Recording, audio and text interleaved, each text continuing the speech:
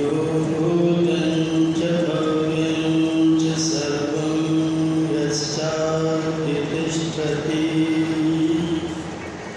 सर्वस्य च केवलं तस्मै ज्येष्ठाय ब्रह्मणे नमः। यस्य भूमिः प्रमान्तरिक्षमुदरम् दिवं यश्चक्रे मूर्धन्यं तस्मै ज्येष्ठाय ब्रह्मणे नमः। यस्य कारुण्यलेशेन सर्वं सर्वत्र सिद्ध्यति संकल्पितं विदाभीष्टं तं वन्दे जगदीश्वरं तं वन्दे परमेश्वरम्।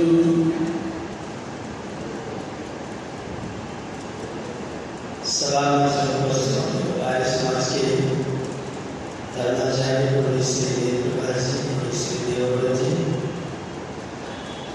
अभी आप जिनके गीतों से आनंदित हो रहे थे, आदरणीय श्री रुद्र स्वरूप जी, मेरे अत्यंत स्नेही, इन्होंने माला पहना करके मुझे माला मान लिया है, आदरणीय श्री नरेश जी, तो हमेशा मेरे और हमारे गुरुकुल के विषय में सोचते रहते हैं कैसे क्या किया जा सकता है।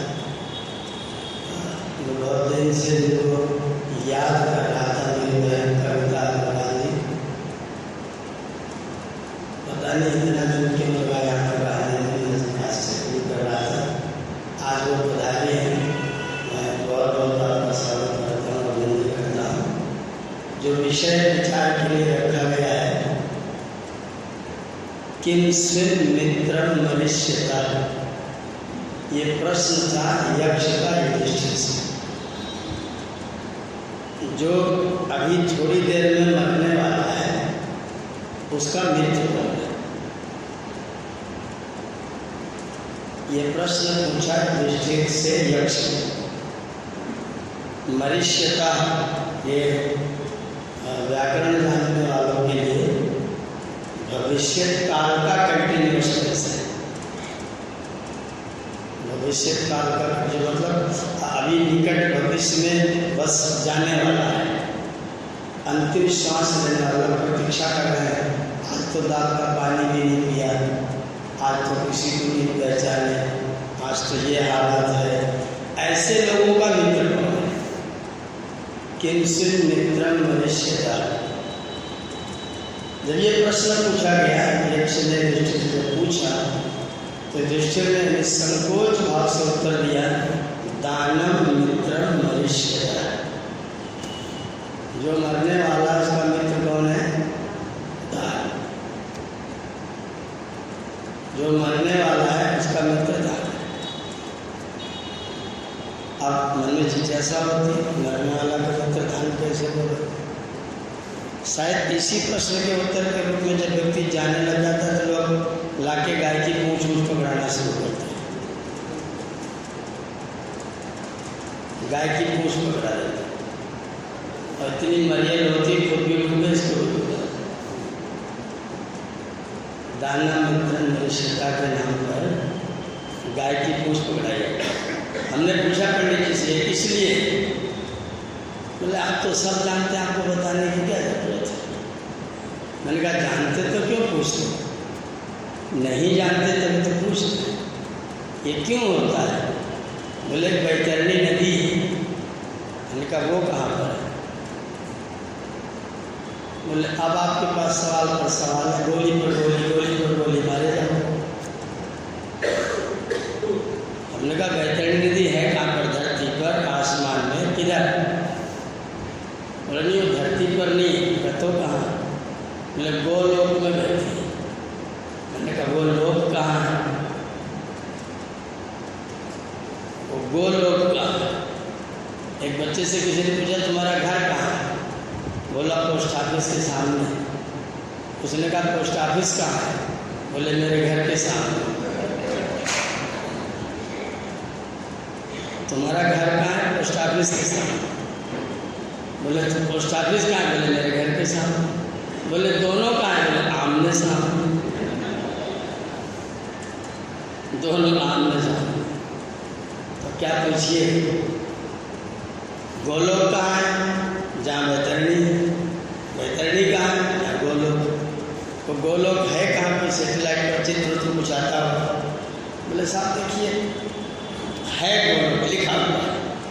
तो कहाँ लिखा है? बोले गरुड़ पुराण में लिखा है। मैंने कहा वो कौन सा शास्त्र है?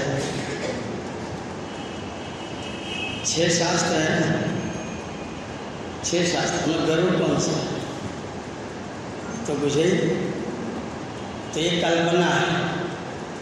वैतरणी नदी में जब वो आप जाओगे इस पार से उस पार जाने के लिए, तो गाय वहाँ पंडित जी पहुँचाएंगे, और जब वहाँ पहुँचोगे तो इस गाय की पूँछ तुमको पकड़ा देंगे, और ये गाय उस पार जाएगी और तुमको भी उस पार लेकर ले जाएगी। इसलिए लोग गौ का दान करते रहते हैं।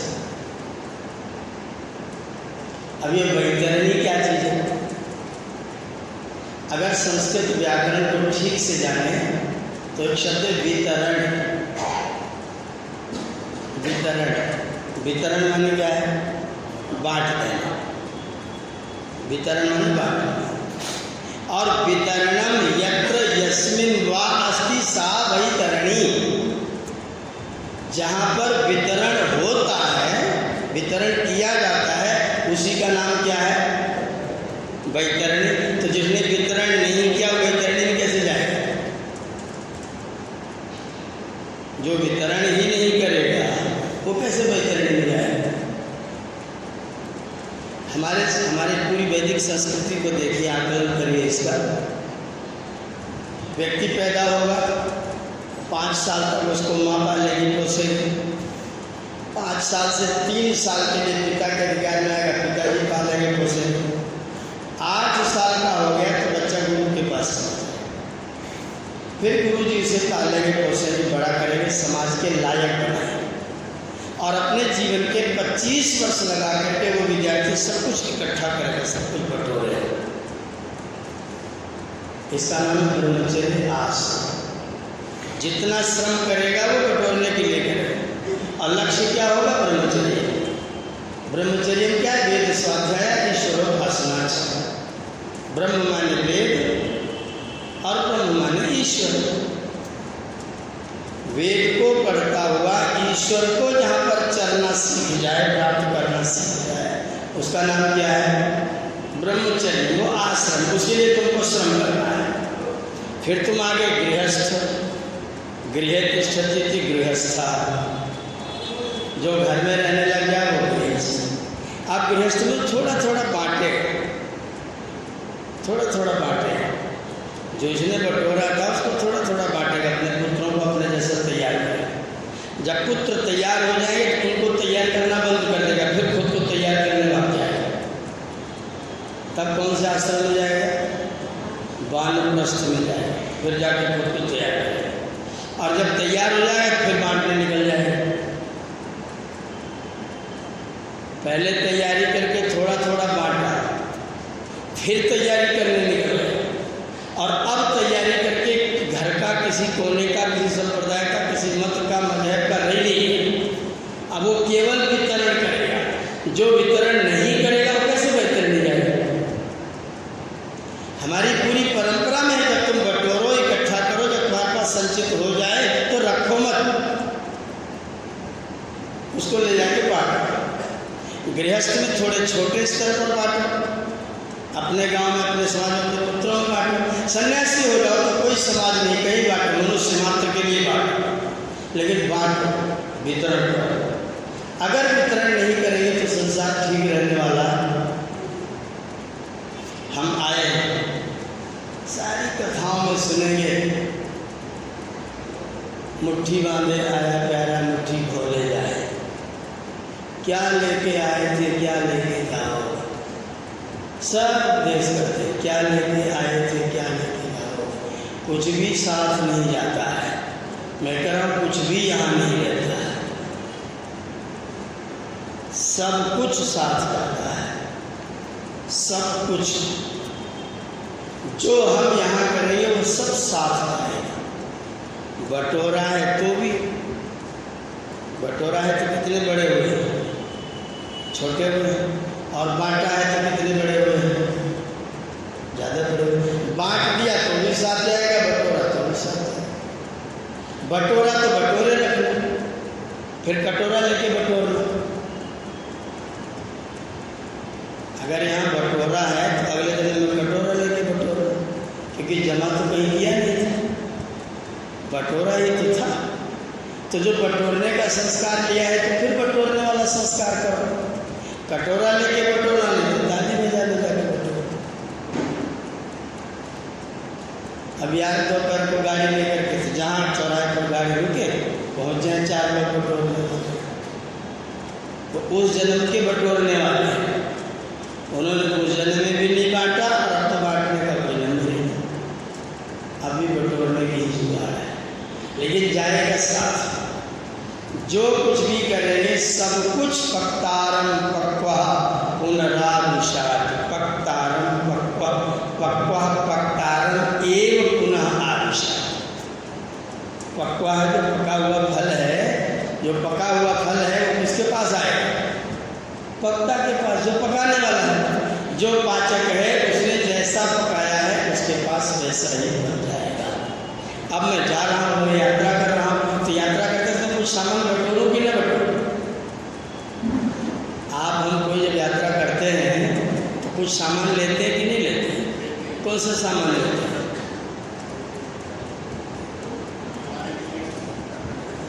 जो रास्ते में काम आएगा, कॉमन सा उत्तर है, जो काम आएगा, और जो काम नहीं आएगा उसको तो छोड़ देते हैं।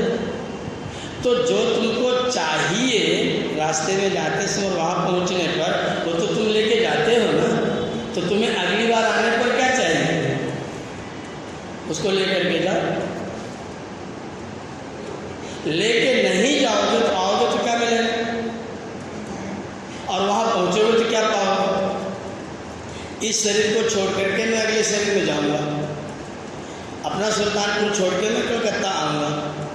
अब कलकत्ता मुझे 5-6 कुर्ते पहनने 7-8 दिन में, तो अपने इतने कुर्ते मैंने धो लिए, प्रेस कर लिए, सूटकेस में रख लिया, लेकर के आ गया। यहाँ मेरा काम चल रहा है, अगर कुछ न लाया होता तो यहाँ फिर आपसे मांगता था, प्रकाश से कुर्ता धो के कहाँ से खाओ, मांगूंगा नहीं तो ले लूँगा कहीं से पूरा होगा, फिर मांगता फिर। ये तो होता है दुनिया में, कुछ लोग आते मांगते फिरते क्योंकि पहले से लेकर के चले ही नहीं। अच्छा, लेके चलने की परंपरा बड़ी विचित्र है, लेके जाने की परंपरा बड़ी विचित्र है। हमारा स्थूल शरीर नष्ट हो, तो स्थूल शरीर जब नष्ट होगा तो स्थूल शरीर के साथ जो कुछ रहेगा सब कुछ नष्ट होगा, तो लेके जाएंगे कैसे, छोड़ देंगे तो छूट जाएगा, दे करके जाएंगे तो आपके पास आएगा। आपने पैसा बैंक बैलेंस कर दिया, बैंक में जमा कर दिया, अब आप गए एक छोटा सा कार्ड लेकर के गए, ATM। मैंने कहा इसका मतलब क्या, बोले ऑल टाइम मनी। मैंने कहा नहीं, इसका शुद्ध शुद्ध उच्चारण बोलो, ATM माने आत्मा। क्या लेके जाओगे, ATM लेके जाओ, आत्मा लेके जाओ, और आत्मा पर जो हमने दे रखा है वो हम उसके साथ में, उसमें बाहर से नाम भी नहीं लिखा, खाली कोड बना हुआ, बस उससे पता चल जाएगा क्या क्या कैसा कैसा है। तो जो जो जैसा जैसा जहाँ जहाँ दे करके आए, छोड़ के नहीं, दे करके आए हैं, उसका कोड आपके चिप में रहेगा। चिप कौन सा है, चित्त है, चित्त, जिसको इन लोगों ने चित्त कहा है ना, उसे देसी भाषा में, दर्शन की भाषा में क्या कहा है, चित्त। सब कुछ चित्त में संचित है।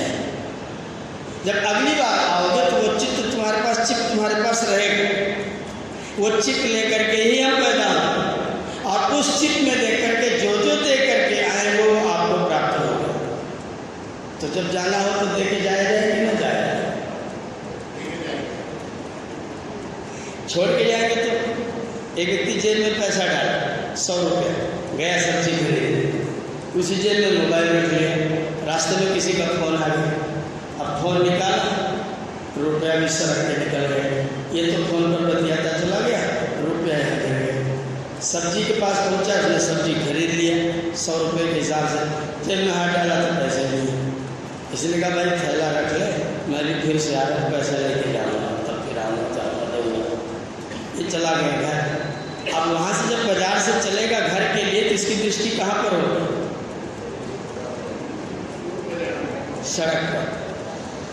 वो सड़क छानता फिरे। उसके बाद में घर आया, फिर लेकर के गया, अब की बात 200 रुपये दे दिए, 100 रुपये सब्जी वाले को दे दिए और 100 रुपये सत्संग हो रहा था उसमें चढ़ा के आ गए। जिसकी सब्जी खरीद ली उसके बारे में डायरी में लिख लेगा आज मैंने 100 रुपये की सब्जी खरीदी, बस ना। और जो दान दे दिया उसको लिख देगा आज मैंने इतना दान दे दिया। और जो गिर गया था उसका क्या करेगा? वो गया नहीं।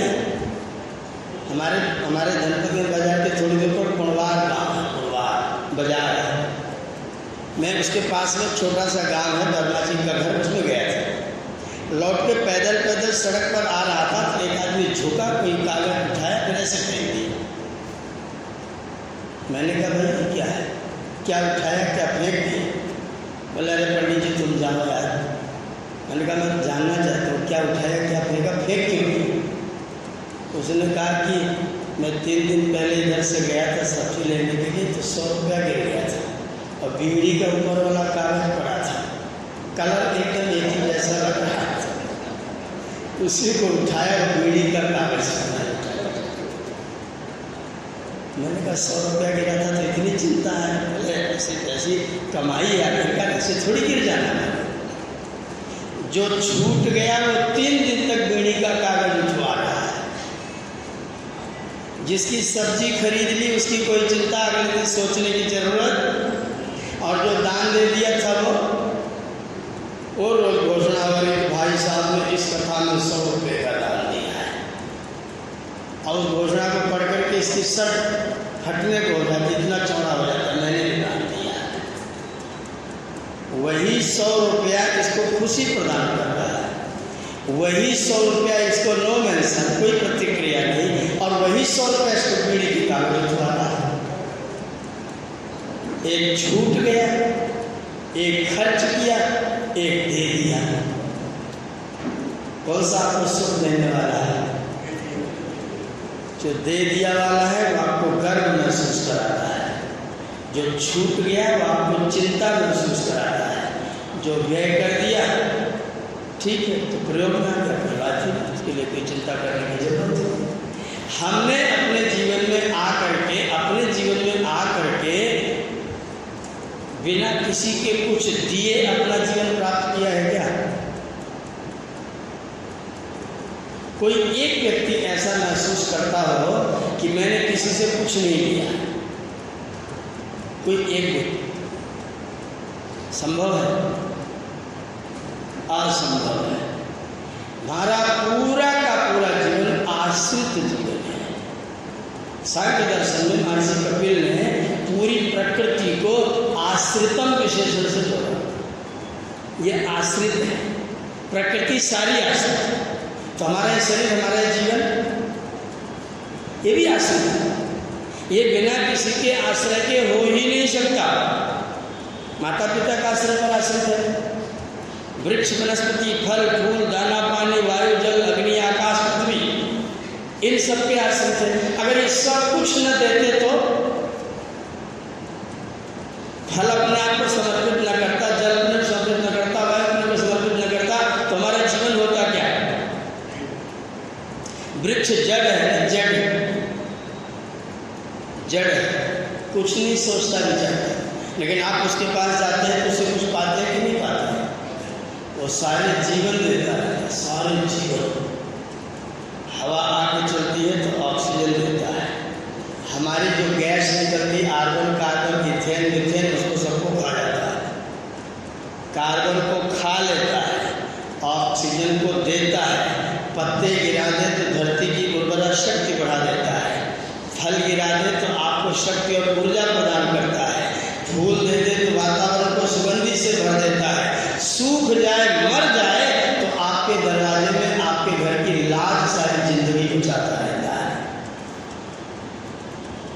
अगर वो न दे तो ये जितना लकड़ी का कारोबार है साहब, हमारा जीवन संभव है बिना दिए बिना किसी से कुछ लिए। एक सज्जन बोले हम किसी से कुछ नहीं लेंगे। मैंने कहा मुझे थोड़ा प्रसाद खिलाओ, हलवा बना के खिलाओ, लेना किसी से कुछ ना। बोला ठीक है अभी बना के खिलाते हैं। गया दरवाज़ा खोलने लग गया, अपने रसोई का दरवाज़ा। मैंने कहा बस तो ठहरा एक बार, ये जो कुंडा है वो तुमने बनाया क्या? हम कैसे बनाएंगे? मैंने कहा तुम तो कहते बिना किसी की सहायता के तुमको हलवा खिलाओ, पहले कुंडा बनाओ बाद में खोलो। बोला तो बन चुका हलवा, खा चुके थे, सारी जिंदगी भूखे मर जाओगे, एक चम्मच हलवा नहीं खाओ। मैंने कहा फिर ये कहना बंद कर दो, मैं अपने आप स्वतंत्र हूँ, जो चाहूँ बिना किसी की सहायता के कर सकता हूँ। बोले ऐसे तो बिना सहायता के जी भी नहीं सकते, खड़े किस पर होंगे? खड़े किस पर होंगे? बोला पड़े रहेंगे। मैंने कहा पड़े किस पर रहोगे? खड़े नहीं रहोगे, पड़े किस पर रहोगे? उसके लिए तुमको 6 फीट धरती चाहिए। बोला तो हम रहेंगे क्या? मतलब जहाँ रहोगे किस सहारे रहोगे? मान लो कि मैं सहारे से ही जीता हूँ, मेरी हर श्वास ऋण से उत्पन्न है, मेरे शरीर का एक एक अंग, एक एक लोम, एक एक केश ऋणी है, कर्जी है। लिखा आचार्य ब्राह्मण में, जायमानो हवै पुरुषो त्रिभिर्नये नवान जायते। जो भी धरती पर जन्म लेता है वो जन्म लेने के साथ 3 ऋण से ऋणी होकर के ही पैदा होता है। कौन कौन सा ऋण है? पितृ ऋण, ऋषि ऋण, देव ऋण, ऋणम पितृभि, ऋणम देवई और ऋणम ऋषि। ऋषियों का ऋण है। जो मैं बोलता हूँ किसका ज्ञान है? जो मुझे श्लोक जो कुछ बोलता हूँ सब मेरा बनाया हुआ थोड़ी, और मैंने बनाया तो मैंने शब्द थोड़ी बनाए। मान लीजिए मैंने श्लोक बनाया, मैंने कविता बनाई, तो शब्द मैंने थोड़ी बनाए। शब्द तो बनाने वाला वाचस्पति तो परमात्मा है, तो मैं शब्द से ऋणी हूँ। जो मैं बोलता हूँ उसमें भी मैं ऋणी हूँ, सूंघता हूँ तो भी मैं ऋणी हूँ, देखता हूँ तो भी मैं ऋणी हूँ। सूर्य चांद न होते तो मेरी दृष्टि, मैं कुछ भी करता हूँ ऋणी हूँ। और जो व्यक्ति ऋणी रहेगा उसका जीवन कैसा रहेगा? ऋग्वेद में कल एक मंत्र पढ़ रहे थे हम लोग, अव्युष्टा अव्युष्टा इन्नुते भूयसी उषासा, ते भूयसी उषासा अव्युष्टा जायते। भूयसी वाले बहुत सारे, उषासा वाले उषा काल, प्रातः काल। अव्युष्टा बिना उसका कोई लाभ उठाए, बिना उषा काल का कोई लाभ उठाए तुम्हारे बहुत सारे उषा काल यूं ही चले जाते हैं। तुम उठते हो जगते हो तो ऋणी होकर के जगते हो, नहीं जगते हो तो और ऋणी हो जाते हो, जग जाते हो तो भी ऋणी होते हो, चलते हो तो ऋणी होते हो। जो कुछ भी क्रिया करते हो ऋणी हो करके ही करते हो, और ऋणी रहोगे तो तुम्हारा सवेरा होना तुमको अच्छा। किसी ने पूछा सवेरा होना किसको अच्छा नहीं लगता? तो बोले एक तो उल्लू, सवेरा होना किसको अच्छा नहीं लगता? एक तो उल्लू को, और दूसरा कर्जी को, ऋणी को। रात होगी तो सो जाएगा, सवेरा होगा तो तगादा करने वाला आ जाएगा। तो ये चाहेगा कि भगवान रात ही रहे, सवेरा होने लगा। और हम सबके सब ऋणी हैं, तो कौन प्रकाश चाहेगा, कौन सवेरा होना चाहेगा? हम चाहेंगे कि रात ही नहीं मिले, हम चाहेंगे कि मुझे मेरा तगादा करने वाला कोई व्यक्ति आ न जाए। सारा जीवन अगर ऋणी है तो उस ऋण को चुकाने का प्रयत्न। अनृणा अस्मिन् ऋग्वेद, अनृणा अस्मिन् अनृणा परस्मिन् तृतीये लोके अनृणा स्याम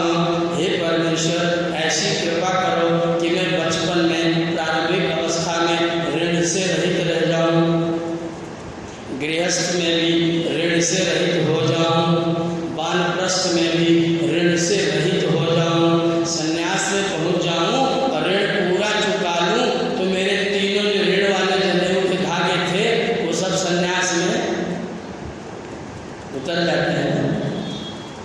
संन्यास में जनेऊ नहीं रहता है, और जनेऊ कंधे पर है तो क्या बताता रहता है कि तुम्हारे ऊपर 3 ऋण चढ़े हुए हैं। ये कंधे पर चढ़ा हुआ बताता रहता है कि तुम्हारे ऊपर 3 ऋण चढ़े हुए हैं, इसको उतारने की कोशिश करते रहो। बोले ब्रह्मचर्य में ऋण कैसे उतारें? कैसे उतारें?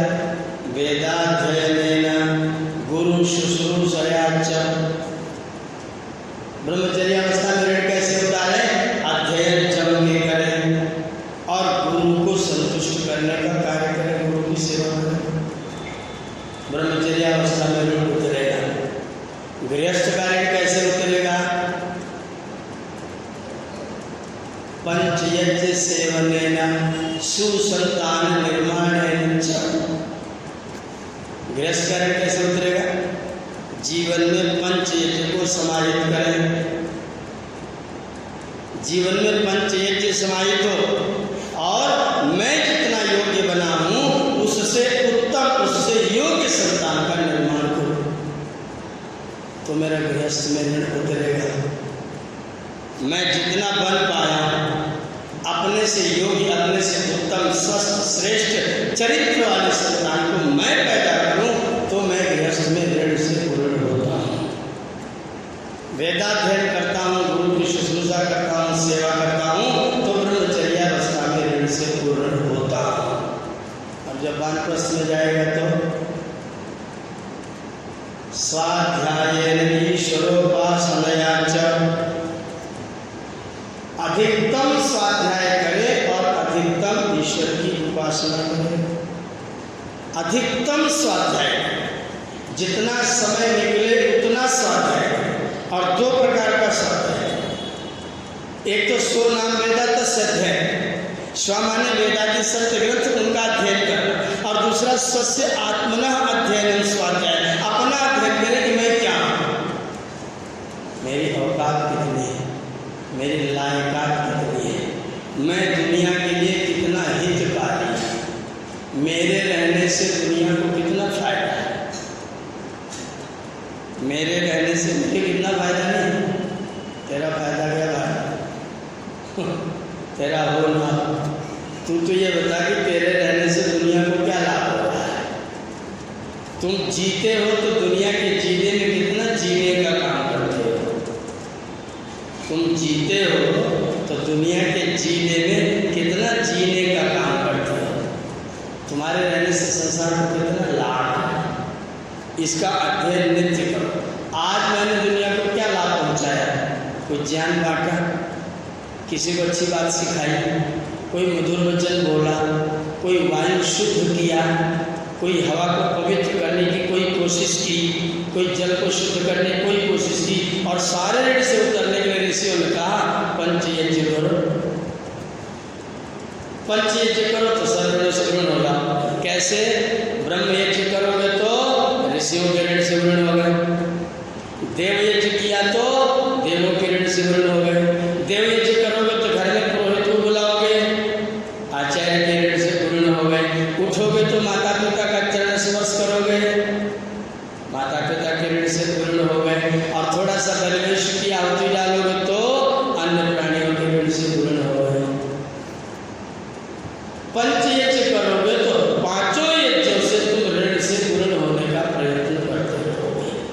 अगर पंचयज्ञ नहीं किया तो अतिथि का ऋण हमारे ऊपर चढ़ेगा, पितरों का ऋण हमारे ऊपर चढ़ेगा, देवों का ऋण हमारे ऊपर चढ़ेगा, और इतना ऋण चढ़ेगा कि चुकाएंगे कब?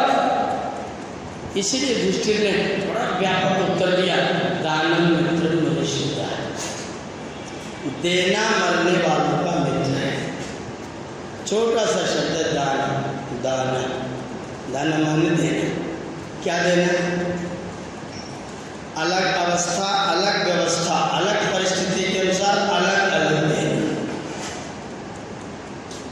और सब लोग एक ही जैसा दें ये भी असंभव है। मैं ब्राह्मण हूँ स्वभाव से, स्वभाव से ब्राह्मण, तुम्हें क्या कह सकता है? दान, मेरा दान क्या होगा? विद्या दान, ज्ञान दान, जितना हो सके, जितना संभव हो सके उतना ज्ञान का दान करें। कोई व्यक्ति स्वभाव से क्षत्रिय है तो वो क्या दान करेगा? वो रक्षा दान करेगा, अभय दान करेगा। क्षत्रियों का दान क्या है? अभय दान। अभय दान कैसे करेगा? मेरे रहते किसी व्यक्ति को डरने की कोई जरूरत, मैं रहूंगा तो मेरे रहते कोई अन्याय नहीं कर सकते। मैं न्याय के द्वारा सारे जगत के प्राणियों को अभय का दान करूंगा। ब्राह्मण विद्या का दान करेगा, क्षत्रिय अभय का दान करेगा, वैश्य धन का दान करेगा और शूद्र शरीर पिंड दान करेगा। शूद्र क्या करेगा? पिंड का दान करेगा। ये जो पिंडदान दाल भात वाला देते हैं वो नहीं पिंड आते, झूठे मूठे, तो मैंने मतलब क्या कहा? पिंडम काया, पिंड माने शरीर। आप संसार को सुखी करने के लिए अपने शरीर को सेवा के लिए अगर समर्पित करते हैं तो वास्तव में आप पिंड का दान करते हैं। शूद्र पिंडदान करेगा, वैश्य धन दान करेगा, क्षत्रिय अभय दान करेगा और ब्राह्मण ज्ञान दान करेगा। और क्या दान करने की जरूरत है? अगर ये चारों वर्ण अपना अपना दान ठीक ठीक करने लग जाएं तो संसार कैसा रहेगा? मृत्यु का कोई दुख होगा क्या? एक राजा था, राजा, उसने अपनी वसीयत लिखी। वसीयत में लिखा कि मेरी मृत्यु के बाद मेरे लड़के को राजा कदापि मत बनाना। तो बहुत नालायक है, उसको राजा बनाओगे तो गलती करेगा, राजा को बिगाड़ देगा। ऐसा करना कि मेरी मृत्यु के बाद जो व्यक्ति सबसे पहले तुमको दिखाई पड़ जाए राजमहल के सामने, उसी को पकड़ के राजा बना देना। और उसको ये कह के राजा बना देना कि तुम 6 महीने के राजा हो। 6 महीने के बाद तुमको राज्य से बाहर जो घना जंगल है उस जंगल में अकेला छोड़ दिया जाए। पहला व्यक्ति आया, राजा बनाया, गद्दी पर बैठा। अब तुम सब लोग मेरी बात मानोगे कि नहीं मानोगे? तो सब आप तो राजा हैं, जो कहेंगे 180 दिन तक जो कहेंगे वो मानेंगे। 181वें दिन जो हम करेंगे वो तुमको मानना पड़ेगा। 180 दिन तुम हमारे राजा, जो कहो। बुलाओ, मेरी मालिश करने के लिए लोगों को बुलाओ, मेरे लिए एक गाड़ी से जाओ, मुझे घूमने जाना है, अमुक अमुक जगह से मेरे लिए खाना होगा। जो इसके जितने शौक सूझे उसने पूरे शौक 6 महीने तक पूरे किए। 6 महीने बाद उठा करके सीधा शेर का भोजन कर दिया। राजा पर राजा बदलते जा रहे, राजा पर राजा बदलते जा रहे। एक व्यक्ति आया, वार समाज का सत्संग सुनते गया था। वह सत्संग सुन के सीधा वहां पहुंचा था। दानम मित्रम मनुष्यता सुन के गया था। वहाँ पहुंचा तो लोगों ने वसीयत दिखा कर राजा बना। उसने कहा राजा बनने के बाद मेरी सारी बात तुम लोग मानोगे? बिल्कुल मानेंगे। ठीक है, जितने ठेकेदार राज्य में सबको बुला कर, सारे ठेकेदारों को बुला। जैसा राज्य इस तरफ है वैसा ही राज्य सामने वाला जंगल उसको काट करके नया राज्य बना। 6 महीने का टाइम है बस। 181वें दिन तुम सबको लटका दूंगा, या तो 180 दिन में पूरा मामला तैयार हो जाना चाहिए। जितने ठेकेदार थे सब जुट गए। 181वें दिन सवेरे राज्यसभा में आए, लाल शाही से इस्तीफा लिख बोला, लो साहब मेरा कार्यकाल पूरा हुआ, आप लोग अपने गद्दी संभालो। लोगों ने कहा तुमको छोड़ें कहाँ, तुम तो नालायक, यहाँ से भी अच्छी जगह जाने वाले हैं। हम तुमको वहाँ करके आए, तुम तो और ज़्यादा मजे लो, इसीलिए भैया तुम यही रहो। अब तुम्हारे 2 राज। एकदम वही स्थिति हम सब हम सब 6-6 महीने के राजा हैं। 6 महीने जो मर्जी आए वो करो। जब यहाँ से जाना पड़ेगा तो स्थितियाँ विकट होंगी, विकराल होंगी। जैसा जैसा यहाँ बिगाड़ा है वैसा वैसा बिगड़ा बिगड़ाया वहाँ मिलेगा, और बनाया है तो बना बनाया मिलेगा। तो क्या किया जाए? वो कैसे बनेगा? बिना दान के भी नहीं बनता है। उसके लिए आपको चारों दान देने पड़ेगा, चारों दान। विद्या का दान, अभय का दान, धन का दान और सेवा का दान।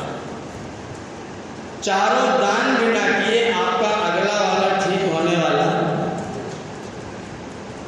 तो दान करना शुरू कर दिया जाए। मैं जहाँ हूँ, जिस स्थिति में हूँ, वहीं से मैं क्या कर सकता हूँ। प्राय विचार हमारा क्या होता है? वो मेरे लिए क्या कर रहा है, उसने मेरे लिए क्या किया है। अमुक मुख्यमंत्री ने हमारे लिए क्या किया, अमुक प्रधानमंत्री ने हमारे लिए क्या किया। राज्य हमको क्या दे रहा है, राज्य में क्या दे रहा है। एक भी व्यक्ति प्रश्न नहीं करता कि मैं राज्य को क्या दे रहा हूँ, मेरा राज्य के लिए क्या योगदान है। आर्य समाज में जाऊंगा मुझे क्या मिलेगा, आर्य समाज मुझे क्या देगा, आर्य समाज क्या देगा, ये सोचे मैं आर्य समाज को क्या दे रहा हूँ। जिन लोगों ने भवन बना करके तैयार कर दिया उन लोगों ने क्या दिया, जिसमें बैठ करके हम लोग सुख भोग रहे हैं, आराम से पंखा चला करके मस्ती से बैठे हैं, फर्स्ट क्लास लाइट है, आनंद ले रहे हैं। ध्रुव कुमार जी ने लिफ्ट लगा दिया, क्योंकि चढ़ जाते हैं, तीसरी मंजिल तक घूमते रहते हैं। पूरे आर्य समाज की सुख सुविधा सब लोग ले रहे हैं ना, साधन का सदुपयोग सब लोग कर रहे हैं ना। तो व्यवस्था आपने पीछे साइड में बनाई है, मैं जाके एकदम आनंदित हूँ, धन्यवाद करूँगा आपको। पहले कैसा था, मन नहीं करता था जाने, कई बार सोचते थे कहाँ जाते हैं, ठीक नहीं। अब की बार में गया तो सोचो यहाँ तो खटिया भी छाई जा सकती है। इतना बढ़िया, इतना सुंदर, सब दरवाजे, सब टाइल्स, सारे नाल सारे करके आपको व्यक्ति देखेगा तो प्रसन्न चित्त हो जाए। किसी ने किया, किसी ने किया, निश्चित तौर पर उसने किसी का नहीं किया। ध्यान दीजिए, किसी का किसी ने नहीं किया, सबने अपना अपना किया। अगर हम किसी के लिए करते थे वो सोचना मेरी बड़ी कृपा करिए, वो कृपा अगर करेगी तो अपने ऊपर ही करिए, किसी दूसरे के ऊपर तो कोई कृपा नहीं करते, सब झूठ है। एहसान मत बनाना कि मैंने इतना सारा काम कर दिया है। जो भी हमने किया है वो सब टोटल अपने लिए किया है। उसका लाभ आज नहीं तो कल यहाँ यश के रूप में, स्वास्थ्य के रूप में, यहाँ जीते जी इस शरीर में यश मिलेगा। अगर बढ़िया बनाएगा तो स्वास्थ्य मिलेगा, 4 लोग आपका नाम लेंगे, आपका गुणगान गाएंगे, आपकी कीर्ति करेंगे और आपको मरने नहीं देंगे। जो व्यक्ति दान करता मरता नहीं, दान करने वाला तो तो नो प्रदर्शित, जो दान करता है वो मरता नहीं है, अमर हो जाता है। कैसे? सब जगह उसका नाम लिखा रहता है, जहाँ देखो उसका फोटो टंगा रहता है। मार्सी जाने मरेंगे क्या? राम मरेंगे, कृष्ण मरेंगे, कर्ण मरेंगे, कौन माई का लाल को भुला सकेगा? भगत सिंह को कौन मार पाएगा? चंद्रशेखर आजाद को कौन मार पाएगा? जो इनको मारने की कोशिश करेगा खुद ही मर जाएगा। जिन्होंने इनको आतंकवादी बताने की कोशिश की मर गए उत्तर प्रदेश में। जिन्होंने चंद्रशेखर को आतंकवादी कहा उत्तर प्रदेश में मर गए। वो पार्टी का जो रजिस्ट्रेशन था ना, रद्द होने की कगार पर है। हो सकता है अगले चुनाव तक चला ही जाए। जो चंद्रशेखर की शरण में आ गया वो नाम ले रहा है।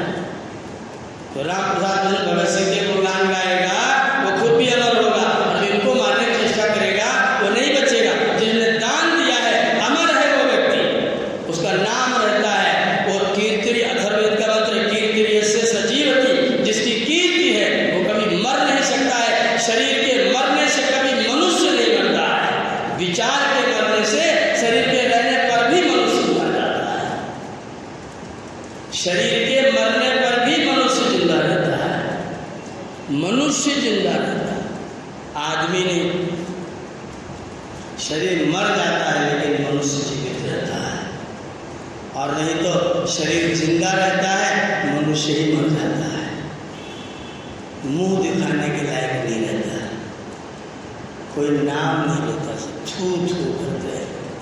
जिसकी बड़ी कंपनी थी, जिसके फ्लाइट पर बैठने में मैं बड़ा प्रसन्न होता था, तो चर्चा होती तो सोचते थे कि ये वाली फ्लाइट सर्वश्रेष्ठ है, इतनी सुविधा। लखनऊ से बैठो दिल्ली तक तो खाना पीना सब दे देता था।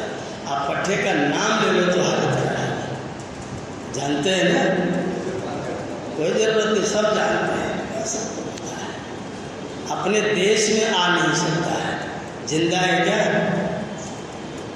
खत्म हो गए। जिन जमींदारों ने अंग्रेजों का फायदा उठा करके उस समय मेम के हाथ से चाय पिया था, एक का भी नाम नहीं बचा, सब मर गए, सब मर गए। और जिन्होंने उसमें उनका विरोध किया था, लड़े थे, बलिदान किया था, आज उनका नाम इतिहास के पन्नों पर लिखा हुआ मिलता है। आपको बलिदानी संग्रहालय में जाएं, उनका थाली लोटा कहीं नहीं रखा हुआ मिलता है, उनके कपड़े खून से सने में रखे हुए मिलते हैं। और जो जमींदारों के यहाँ बैठ के चाय पीते थे वो लाखों थे, किसी का इतिहास में नाम है क्या, और है भी तो पढ़ने के बाद छू घृणा होती है। व्यक्ति दान करके अमर होता है, व्यक्ति नादानी करके मर जाता है। जिंदा रहना है तो व्यक्ति को दान करना चाहिए। जो है वो, विद्या है तो विद्या, धन है तो धन, शरीर है तो पिंडदान, जो कुछ आपके पास में है, आप हमेशा एक प्रश्न अपने सामने रखो, मैंने दुनिया को क्या दिया, मुझसे दुनिया को क्या मिला। तुमने दिया देश को जीवन, हम तुमको क्या देंगे। तुमने दिया देश को जीवन, हम तुमको क्या देंगे। अपना खून गर्म करने को नाम तुम्हारा है, उनका नाम लेंगे तो हमारा खून गर्म होता है, हमें जोश आता है, हमें भी ऐसा करना चाहिए। वह अमर जात कर्म संस्कार में जो मंत्र पढ़ते ना देवव्रत, जात कर्म संस्कार क्या कहते हैं, देवा आयुष्मंता ते अमृतेन आयुष्मंता तेन तो आयुषा आयुष्मंतम करो। जो देवता लोग हैं वो अमर हो गए हैं, कैसे हुए हैं, अमृत के कारण से। तुम भी अमृत ग्रहण करो, तुम भी अमर हो जाओ। पितरा आयुष्मंता, पितर आयुष्मान है, कैसे आयुष्मान है, स्वधा भी आयुष्मंता, क्योंकि उन्होंने स्वधा रूपी अन्न खाया हुआ है, उन्होंने अपने पितरों की विरासत को संभाल के रखा है, इसलिए वो अमर है। तुम भी विरासत संभालो, अमर हो जाओ। जिन्होंने अपने पितरों की विरासत को संभाला है, उनके पितर भी अमर हैं, वो भी अमर है। और जिन्होंने अपने पितरों की हेरिडिटी तो लिया है, हेरिटेज को नहीं पकड़ा है, वो भी मर गए, उनके बाप दादा भी सब मर गए। अपने पिता को अमर करना है तो स्वाभिमान बनाना पड़ेगा। ये जात कर्म संस्कार बच्चा आज पैदा हुआ, आज हमारी वैदिक संस्कृति में शिक्षक बच्चे को पैदा होते ही उसके कंधे पर हाथ रख करके पिता कह रहा, बेटा मुझे अमर करने की जिम्मेदारी किसके ऊपर, मैं तुम्हारे कंधों पर जाऊंगा। ये वाक्य कहा जाता है। शमशान जाने को कोई जाना कहते हैं क्या, उसे तो मरना कहते हैं। मैं अपने बेटों के कंधों पर रो करके जाऊंगा, स्वर्ग को जाऊंगा, शमशान में नहीं। लोग कहते मेरा बेटा होगा तो मुझको स्वर्ग तक पहुंचाएगा, ले जाकर के 4 कुंटल लकड़ी में फूंक आए, इसे जाना कहोगे। ये जाने की परिभाषा है क्या, ये तो मरने की परिभाषा है। जाने की परिभाषा क्या है, ऐ मेरे बेटे तू मेरी विरासत को संभाल करके रखना, मैं तेरे कंधे पर बैठ करके अमरता को प्राप्त करूंगा, स्वर्ग को जाऊंगा, मैं अमर हो जाऊंगा, तू विरासत संभालेगा और मैं अमर हो जाऊंगा। ये पिता को अमर करने का तरीका है। ये मंत्र बचपन में पैदा होने के दिन पंडित जी ने पढ़ करके बच्चे को सुनाया हुआ है। तू विरासत को संभालेगा तो मैं भी अमर रहूंगा, और अगर मैं अमर हुआ तो तेरा अमर होना पक्का है। अगर पिता अमर हुआ तो पुत्र का अमर होना पक्का है, और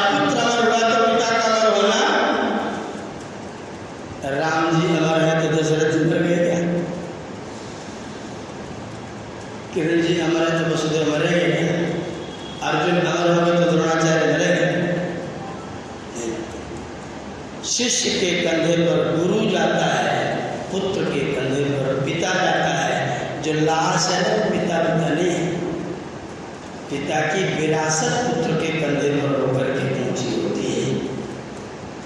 पुत्र पिता की विरासत को संभालता है तो अपने पिता को अमर करके रख देता है, और उसकी हेरिडिटी को तो ले लिया और हेरिडिटी को संभाला नहीं। पिताजी की विरासत मर गई तो पिताजी भी जिंदा होने वाले हैं। शरीर से कोई जिंदा होता है क्या? विचार से व्यक्ति जिंदा होता है। अगर तुमने विचार को जीवित रखा, ये जो हम आर्य समाज में आ रहे हैं ना कि नहीं चुने लो, ये छोटा काम है क्या?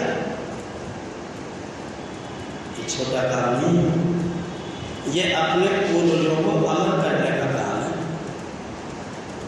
इसको कभी हम सोचना आर्य समाज में क्या करें? मुट्ठी भर तो लोग आर्य समाज में आते हैं, हम वहाँ जाके क्या करेंगे? कदापि ये बात मत सोचें। लोग मुझे कहते हैं धीरे धीरे विद्वानों की पूरी परंपरा नष्ट होती जा रही है, तुम्हारे रहने से क्या होगा? मैंने कहा जब तक सांस लूंगा तब तक विद्वान बनाने की कोशिश करता रहूँगा। सांस लूंगा उस दिन अंतिम बार में उपदेश देकर के रहूँगा। जब तक जीऊंगा विरासत को कायम रखने की कोशिश करूँगा, नहीं मरने। अकेला रहूंगा तो भी बीज को बचा के रखूंगा, क्योंकि बीज बचा रहेगा तो क्या पता कब मौसम ठीक हो जाए और फसल फिर से उग जाए। हम बीज बचाने का काम कर रहे हैं। आज सोचना कि छोटा मोटा काम नहीं हो रहा है। मत सोचना कि पिताजी तो खाली रहते थे इसलिए चले जाते थे। एक लड़के ने कहा पहले, बोला पिताजी तो ठलुआ थे। बोला पिताजी ठलुआ थे। मैं एकदम हक्का बक्का उसका मुंह देखता रहा कि पिताजी को ठलुआ बता रहा। किसी ने कहा कि पिताजी रोज आर्य समाज जाते थे। बोला पिताजी तो ठलुआ थे, कोई काम तो था नहीं, वहाँ जाके बैठे रहते थे। मुझे जाने की कोई ज़रूरत, क्योंकि मैं तो सो बिजी हूँ, मैं तो बहुत ज़्यादा व्यस्त हूँ। मैं व्यस्त हूँ तो मुझे बीज बचाने की ज़रूरत, और तू बचेगा क्या? जो अपने पिताजी को ठलुआ समझते हैं आर्य समाज में आने पर, वो जिंदा नहीं बचे, वो मरे। पिताजी आर्य समाज में आते हैं तो अपने पुरखों का ऋण उतारने के लिए आते हैं। मैं भी आऊँगा, मैं अपने पुरखों का ऋण उतारूँगा। यहाँ आकर के मैं समय का दान करूँगा, जो मेरा मित्र बनेगा। और जब मैं अगली बार आऊँगा तो मुझे आर्य समाज जैसी पवित्र संस्था जहाँ पर वेद का ज्ञान प्राप्त होगा, वो मुझे सुनने को बैठने को मिलेगी। ये छोटी बात है क्या? आपके पास बहुत बुद्धि हो लेकिन दिमाग कम्युनिज्म से प्रेरित है। बुद्धि बहुत हो लेकिन दिमाग कम्युनिज्म से प्रेरित है। क्या करेंगे आप? बुद्धि बहुत है लेकिन आप मौलवी साहब, बुद्धि बहुत है लेकिन आप मौलवी साहब, तो आप बताएंगे धरती बोल बोले बोलिएगा तो अगले दिन दाढ़ी कट जाएगी। अगर आपने बोल दिया धरती बोले तो दाढ़ी नहीं रहे, आप बुद्धिमान बने रहे। बुद्धि है, अगर वेद को सुनने वाली संस्था की सुरक्षा संरक्षण नहीं कर रहे हैं, आप क्या सुनाएंगे और आप क्या सुनेंगे? आपकी बुद्धि आपका क्या बनाएगी? इसलिए अगर आप आर्य समाज में आकर किसी को बचाने की कोशिश करते, 5-10 कोई संख्या, उसका कोई मीनिंग नहीं है। मैं संख्या को कुछ मतलब नहीं समझता हूँ, बस केवल शेर होने चाहिए। बस अकेला आदमी पूरे प्रयागराज कुंभ मेले पर अकेला मैं दहा रहा था, अकेला। हजारों साधु मेरी बात लाइव पर सुन रहे थे, हजारों। मैं अकेला बोलने वाला था।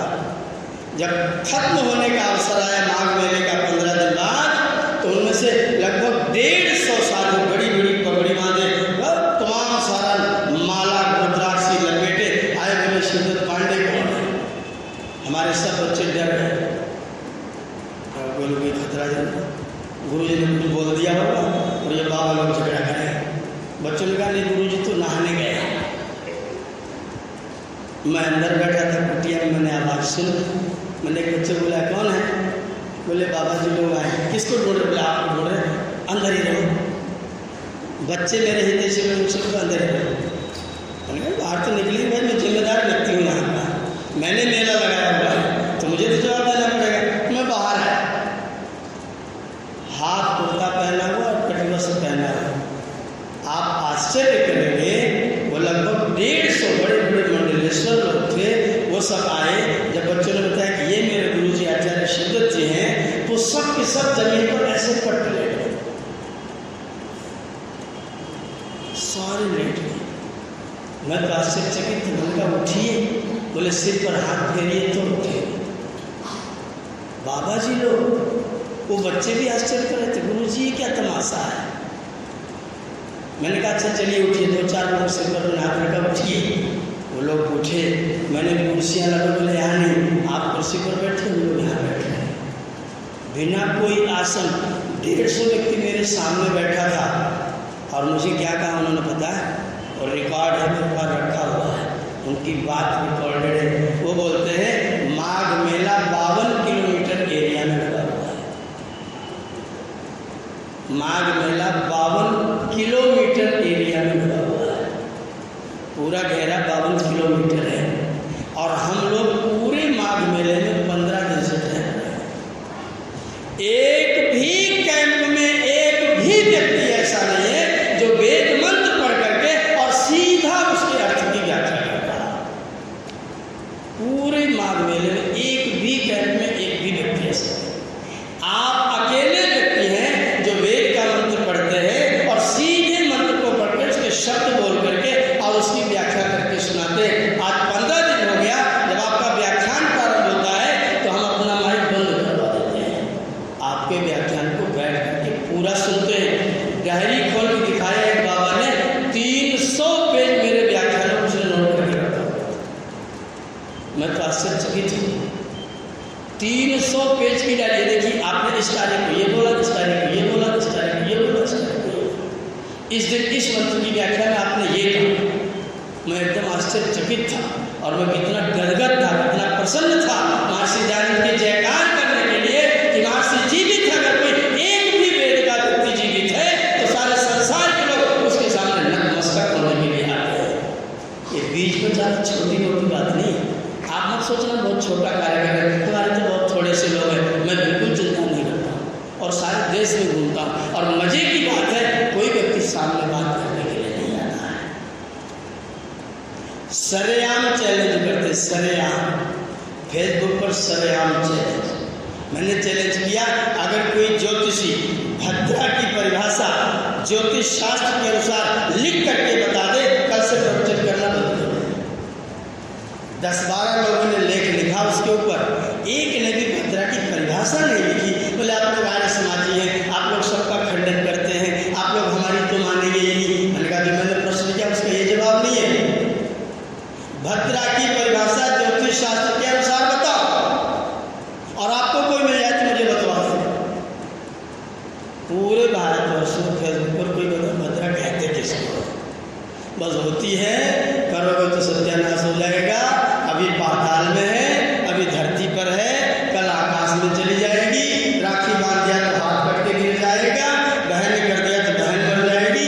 इतना सारा अपराध सवार है, लेकिन भद्रा की परिभाषा बताने वाला कोई व्यक्ति चैलेंज करते कोई बोलने नहीं आता। ये छोटी बात है क्या? इतने सारे लोगों के सामने अगर वेद की बात को व्यक्ति चुपचाप स्वीकार कर ले, उत्तर न सूझे, आप उसको छोटी बात मानते हैं? बहुत बड़ी बात है। वेद की व्यवस्थाओं को, वेद की विरासत को बचाने का, जिंदा रखने का जो आप कार्य कर रहे हैं, समाज में आकर के इसको प्रतिष्ठित करके, निश्चित तौर पर ये दान वाला कार्यक्रम है और ये व्यक्ति को अमर करने वाला कार्यक्रम है। जो लोग इसको बना के चले गए ना, उनका नाम सब जगह लगे, इन्होंने बनाया, इन्होंने बनाया। जब इतिहास लिखा जाता है सबका नाम उसमें लिखा हुआ है, पन्नों पर लिखा हुआ है, इन्होंने ये कार्य किया है और मैं इसका सुख भोग रहा हूँ, तो मैं उनका निश्चित तौर पर धन्यवादी हूँ। और मैं जब तक जीऊँगा कोशिश करूँगा कि मेरी अगली पीढ़ी यहाँ इसी प्रकार से सुखपूर्वक आकर के बैठ सके और वेद की बात सुन सके। और मैं ऐसी कोशिश करता रहूँ कि वेद के सुनाने वाले मर न जाए। ध्यान रखिए, वेद को सुनाने वाले न मर जाए। अगर वेद को सुनाने वाले न रहे तो इसको बना भी रखेंगे तो कोई आके यहाँ पर भागवत की कथा सुनाएगा तो यहीं आके जब आपको पता ही नहीं वेद में क्या लिखा, भागवत में क्या लिखा है, और कोई आकर के आपको भागवत कथा सुनाए, ये पर किस और को कोई किराए पर ले ले और यहाँ बैठ कर गरुड़ पुराण पढ़े,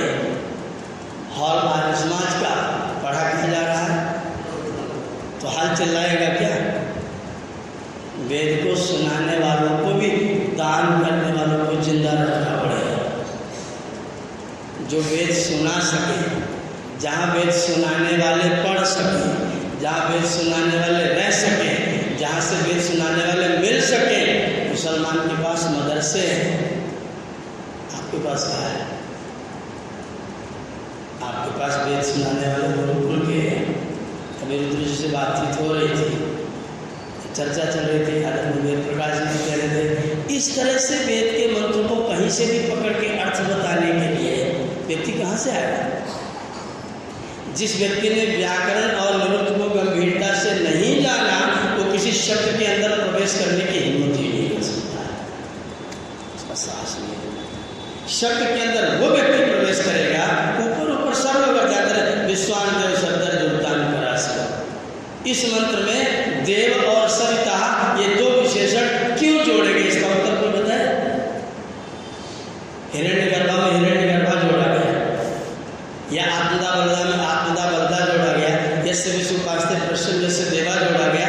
तो देव सविता विश्वान देव सविता दुर्तान पराशर, इसमें देव और सविता ईश्वर के इन्हीं दो नामों को क्यों लिया गया?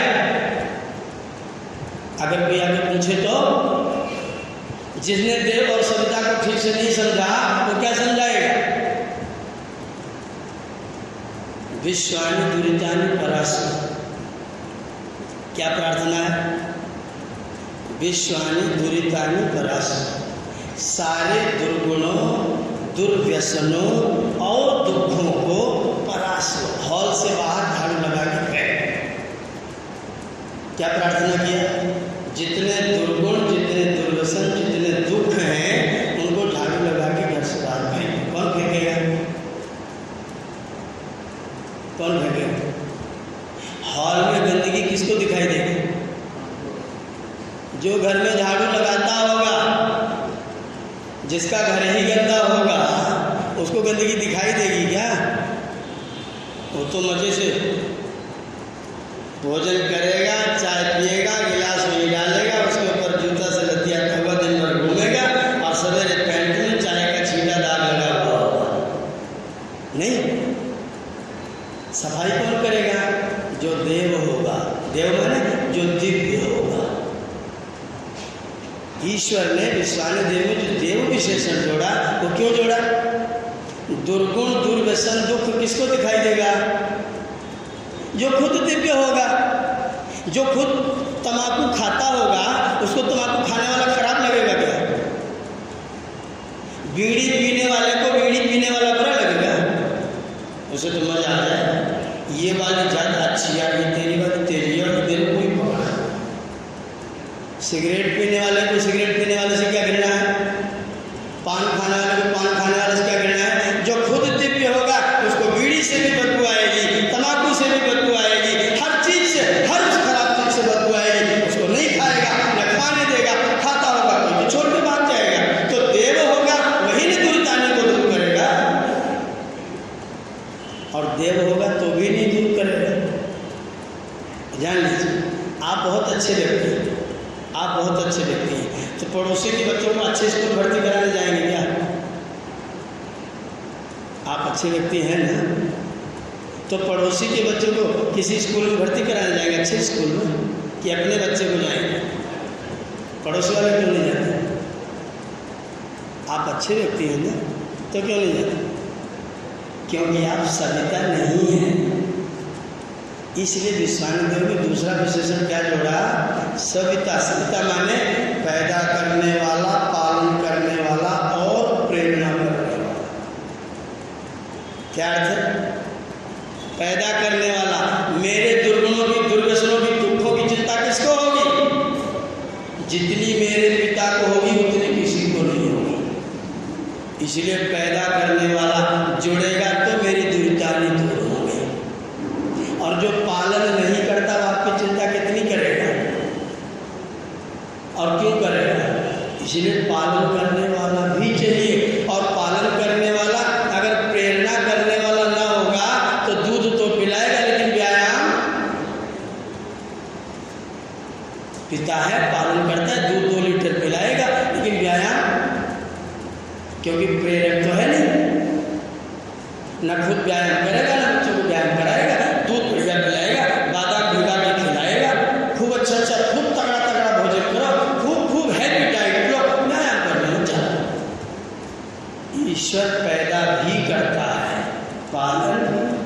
करता है, प्रेरणा भी करता है। जिस ईश्वर के ये 3 गुण हैं वह दिव्य ईश्वर मेरे दुर्गुण दुर्दशा और दुखों को दूर करेगा। बोले ये परिभाषा क्यों लिखी? किसी पुस्तक में जरूरत थी पड़ी? कहीं प्रश्न आया कि देव सविता पद क्यों रखा गया? कोई प्रश्न नहीं। और दृष्टि में भी बात नहीं आती है। जब आप चिंतन करते हैं शब्द में घुस कर, दूरिता नहीं, मेरे दुर्गुणों को दूर कर दो, मैं क्यों दूर करूं भाई? बाप हो मेरे इसलिए दूर करो, पैदा कर दिया था, पैदा किया था तो क्यों दूर करो? मेरे लिए कुर्ता ला दो, क्यों? पालक हो इसलिए तो तुम मेरा पालन करोगे तो कुर्ता क्यों नहीं दोगे? लाके तो तुम्हारा कर्तव्य दीजिए। और जाओ दौड़ लगा के आओ, क्यों? प्रेरक को तो करना पड़ेगा ना। पैदा करने वाला, पालन करने वाला, प्रेरणा करने वाला जो दिव्य है वही आपके दुरिताने को परा करेगा और यह भद्रम तन्ना आसवा और कल्याण को लाके प्राप्त भी कराएगा। इसलिए विश्वानि देव में देव और सविता 2 विशेषण लाके जोड़े हैं। इन शब्दों को कौन प्रवेश करेगा? जो व्याकरण पढ़ेगा, जो वेद पढ़ेगा, जो जानेगा सिद्धांत को, वो न करेगा। और वो करने वाला कहाँ से आएगा? दुकान पर पैदा होगा, फैक्ट्री में बनेगा, वो गुरुकुल में ही बनेगा। आर्य समाज के पास में स्रोत है गुरुकुल। स्रोत, अगर स्रोत बढ़िया होगा तो माल ठीक ठाक निकले। अगर स्रोत ठीक ना हुआ तो माल भी वैसी पैदा हुआ। जो फैक्ट्री वैसी लगा रखी, सूती फूती कपड़े की, बढ़िया कपड़े की लगाइए बिजनेस की तरह, बढ़िया कपड़े लाइए फर्स्ट क्लास के, अमेरिका तक इंपोर्ट करना पड़े। आपका माल बढ़िया नहीं होगा कहाँ तक जाएगा? गुरुकुल का व्यक्ति, गुरुकुल में पढ़ा हुआ व्यक्ति जब व्याकरण, साहित्य और दर्शन पर बोलना शुरू करता है ना, लखनऊ में आप थे पिछले साल तेलीबाग में, मैं तेलीबाग में गया व्याख्यान देने और पूरा लखनऊ विश्वविद्यालय का अंग्रेजी डिपार्टमेंट बुला लिया गया, पूरा अंग्रेजी डिपार्टमेंट मेरा व्याख्यान सुनने के लिए। और एक पंडित जी की बात सुनी, उन लोगों ने सोचा पंडित जी आए तो वेद सुनाएंगे। मैंने उनकी भाषा की बखिया उधेड़ना शुरू किया। मैंने कहा तुम्हारे बराबर कंगाल धरती पर और कोई नहीं है। सब प्रोफेसर थे, सब प्रोफेसर थे। पूरा लखनऊ यूनिवर्सिटी का डिपार्टमेंट पूरा का पूरा, विद्यार्थी भी, प्रोफेसर भी, सब का सब। मैंने कहा तुम्हारे बराबर कंगाल धरती पर कोई भाषा वाला व्यक्ति नहीं है और तुम्हारे पास शब्द के अर्थ जानने की कोई पद्धति नहीं है और तुम्हारे पास उच्चारण के लिए कोई कायदा कानून नहीं है। हो तो मुझे बताओ पीयूटी से बट क्यों होता है, पीयूटी से बट क्यों होता है? जब मैंने ये बोला तो वो सब के सब कान खड़े हो गए और मैं बोलते बोलते पूरे 45 मिनट तक उनको ये समझाया कि अंग्रेजी के शब्दों का अर्थ संस्कृत भाषा के व्याकरण से कितना अच्छा निकलता है। लिश अल्पी भावे धातु से ल्युट प्रत्यय करके, लिश अल्पी भावे धातु से ल्युट प्रत्यय करके लेशन शब्द बनता है। और लेशन स्पेलिंग डबल एस क्यों जोड़ी हुई? अगर एक एस से सा बन जाता है तो, क्योंकि वहाँ पर बड़ा वाला शा लिखना है, तालक वाला शा लिखना है, इसलिए स्पेलिंग में डबल एस लाया गया है। हमारे यहाँ तालक वाले शा को बड़ा शा बोला जाता है, वो लेशन है। इतने बड़े भाग को, इतनी बड़ी कहानी को छोटा करके जब प्रस्तुत किया जाता है उसका नाम होता है लेशन, बड़े को छोटा करने का पाठ। इसलिए लेशन शब्द शुद्ध संस्कृत का है। तुम अंग्रेजी में सिद्ध करके बताओ। पूरा विश्वविद्यालय चुप बैठा था। जब शांति पाठ हो गया, भोजन के लिए हम लोग एक ही मेज पर बैठे, तो दीपक जी ने परिचय कराया मेरा और बताया कि सब के सब अंग्रेजी के प्रोफेसर हैं। तब मुझे थोड़ा सा लगा कि चलो ये तो मुझे पता ही नहीं था, मैंने तो सबकी ओर दो रहा था। वो सब प्रोफेसर लोग मुझे क्या बोले पता है? बोले आज पहली बार अंग्रेजी भाषा को पढ़ के ग्लानि पैदा हुई है।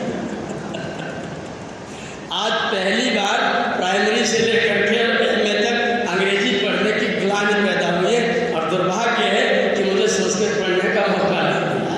हमने कहा बस मेरा व्याख्यान सुन लो, लेकिन ये संस्कृत व्याकरण का जानने वाले उसके लिए आपको लोगों को समृद्ध करने की कोशिश करते रहना चाहिए। विरासत को संभालने की कोशिश जरूर करते रहना चाहिए। आपके जो प्रवक्ता लोग हैं कहाँ से आए? जो आपके पास अच्छे प्रवक्ता है जो दर्शन सुनाएंगे, उपनिषद सुनाएंगे, वो कहाँ से आए?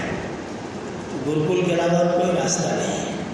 तो हम अगर अपने लिए अपने मित्र ढूंढना चाहते हैं, क्योंकि कल तो सबको जाना है, तो कल जाने वाले अगर अपना मित्र ढूंढना चाहते हैं तो एक ही मित्र दान है। और दान कहाँ करें? सर्वेषां देवदानम विद्यादान। विद्या के लिए दिया गया दान संसार का सर्वश्रेष्ठ दान होता है। तो जो व्यक्ति उसकी समृद्धि के लिए प्रयत्न करता है, निश्चित तौर पर वो व्यक्ति समृद्ध होता है, विरासत को संभाल पाता है, विरासत का बीज बचा पाता है। और जिसका बीज रहता है उसका कोई विनाश, पेड़ तो काटा जा सकता है, लेकिन बीज अगर बचा रह गया तो पेड़ तो कल फिर से उगाता है। तो पेड़ काट सकोगे, मुगलों ने पेड़ काटने की कोशिश की, लेकिन बीज था, बीज बचा और बीज सुरक्षित है और बाकायदा उगा हुआ है, कोई इसको मिटा नहीं सकता है। अगर बीज आपने समाप्त करने की कोशिश की तो बहुत मुश्किल होगी। इसलिए आर्य समाज में आने को बीज बचाने की कला समझिए और आने पर गर्व महसूस करिए। मन में नहीं डाला खाना हम तो इतने ही लोग क्यों आते हैं? जितने आते हैं उतने अपने प्रेरित करते रहिए लाने की, और लोगों को सूचित करने की, बुलाने की, लाने की कोशिश करते रहिए। बीज बचा रहेगा तो सब कुछ बचा रहेगा। इसीलिए मैंने विषय रखा था दानव मित्रम वृक्ष का। आपका योगदान आपको मृत्यु से बचाता है। सब लोग हम लोग चिंता कर रहे थे, सब होता है कि निर्दोष आजकल सब लोगों को ऑडिट करने में बड़े व्यस्त हैं। हजरत आएंगे कि नहीं आएंगे, और आज आए निर्दोष। निर्दोष जी निर्दोष भाव से गुरुकुल को प्रतिवर्ष 12,000 रुपये प्रदान करते हैं। हर छठे महीने मुझसे खाता पूछ करके तुरंत मेरे खाते में पैसा जमा करते रहते हैं और दान करते रहते हैं, इसलिए निर्दोष है। जो दान करेंगे निर्दोष है। तो ये मित्र है हमारा, ये पूरा मैंने इसके लिए व्याख्या किया कि आप जहाँ रहिए आपका योगदान कहीं न कहीं रहे। आर्य समाज अगर ये चमक रहा है, सुंदर लग रहा है, तो दान से चमक रहा है, योगदान से चमक रहा है। आपको अगर अच्छे ना आते तो मैं थोड़ी व्याख्या देता, मैं सड़क खड़ा को बोलूँगा तो जो सुनने वाले कलादारी मेरे से मुझे कहा कि परिवार में आइए, मैं गया, बोले हमको कुछ सुनाइए। अच्छा कोई हमसे ना कहे तो हमारा स्क्रूट ही लाख हम बकबक करते रहेंगे। हमें कोई बुलाएगा, कहेगा हाँ भैया बोलिए तो बोलेंगे। आप आएंगे तो ये कथा निकलती रहेगी, नहीं आएंगे तो कथा कौन किसको सुनाएगा, और मैं भी नहीं सुना पाऊँगा तो मेरी भी धीरे धीरे निकल जाएगी। इसलिए मैं तो सुनाता रहता हूँ जिससे मेरी बची रहे, आपको लाभ हो जाए तो आपका बहुत बहुत धन्यवाद। वरना मेरा लाभ तो पक्का है, मुझे तो पक्का फायदा है, क्योंकि मेरा फिर से दोहराना हो जाता है और मैं दोहरा लेता हूँ तो मेरा पूरा सारा इतिहास भूगोल सब पक्का हो जाता है। मैं अपना पक्का करने के लिए बोल रहा हूँ और मेरे बोलने से बीज कहीं न कहीं सुरक्षित होता है, जो भविष्य में वृक्ष के रूप में अवश्य बनेगा। इस आशा और विश्वास के साथ हम ये प्रयत्न कर रहे हैं, आप लोग ध्यान से सुनते हैं और प्रेरित करते हैं। आपका ये जो सहभाग मिलता है